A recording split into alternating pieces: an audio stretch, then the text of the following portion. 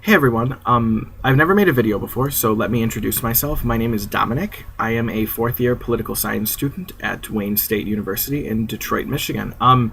Aside from politics, I really don't have a life. I mean, everything I do revolves around politics. It's kind of pathetic, but politics is an addiction. Yeah, that's pretty much it. Anyways, so I apologize for my camera. I'm at school right now, and I can only do the video on my laptop webcam, and it's just kind of sucks.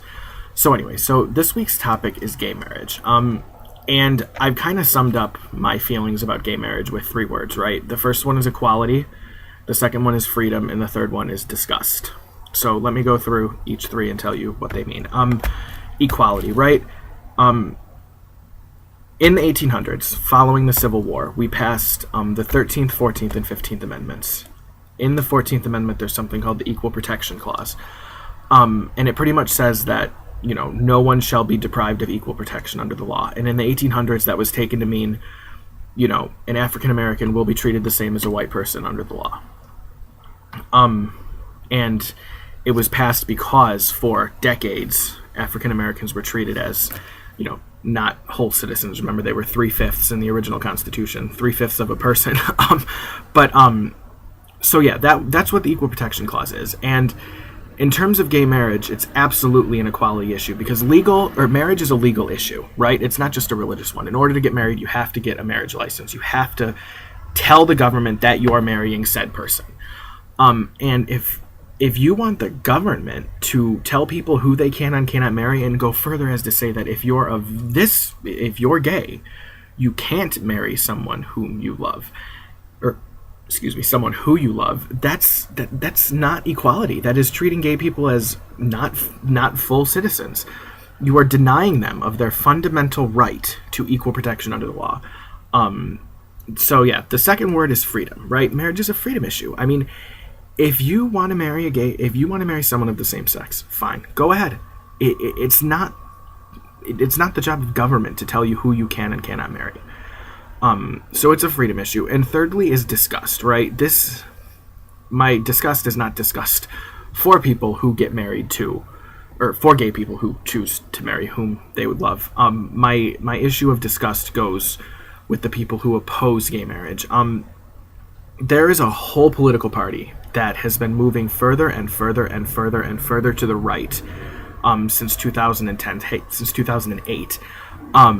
And they have as their main platform an opposition to the right to gay marriage. And it's not based on anything legal. It's not based on anything political or even historical. They cite phony arguments about us being founded as a Christian nation and whatnot, but it's not true. Their main platform is an opposition to gay marriage, an opposition to the right to have the freedom to marry who you choose. And it's just disgusting. And not only that, not only do they say they don't think you should have the right to marry who you choose, they go further and preach hate towards people who decide to marry whom they choose. They preach hate towards gay Americans. And it's just disgusting. And to think that this has been made official in terms of a political party platform just blows my mind. It's 2013, right? It isn't 1950. It isn't 1920. I can't believe we are having this conversation.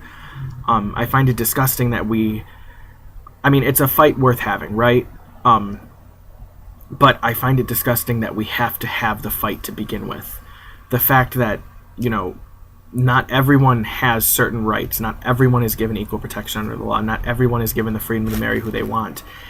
It just disgusts me. And the only way we can win this fight is if we continue to fight for equal protection for all citizens, and if we continue to fight for freedom for all citizens. That's the only way it's going to get fixed, and we have to do it using our ballot. It's not going to happen if we just talk about it. Talk is fine, right? And it educates people about the issues, and it's good to have a conversation, but unless we actually go and use the political system to our advantage, and unless we use the political system to fight for a change and for the rights of everyone, nothing's going to happen. And so that's what we have to do. Those of you who watch this video and who watch the videos all week about this issue, which is a fundamentally important issue, I hope that you then go to inspire other people to fight for equality, or you go and you educate people about why it's important to fight for equality. I mean, this is a freedom issue. This isn't like a traffic ticket, right? This is the fundamental right for equality and for freedom for a large portion of Americans who in some states are denied this freedom and equality, and in some states are in risk of getting that freedom and equality restricted for them. So this is important. So after you watch this, go and join an organization that fights for rights, or go and talk to someone about it and get them energized and ready to fight. That's the only way we're going to change things, and that's the only way that we can have equality for all. If we as Americans stand up for the rights of other Americans, that's what we have to do. So I hope you enjoyed the video, guys. I'll talk to you later. Bye.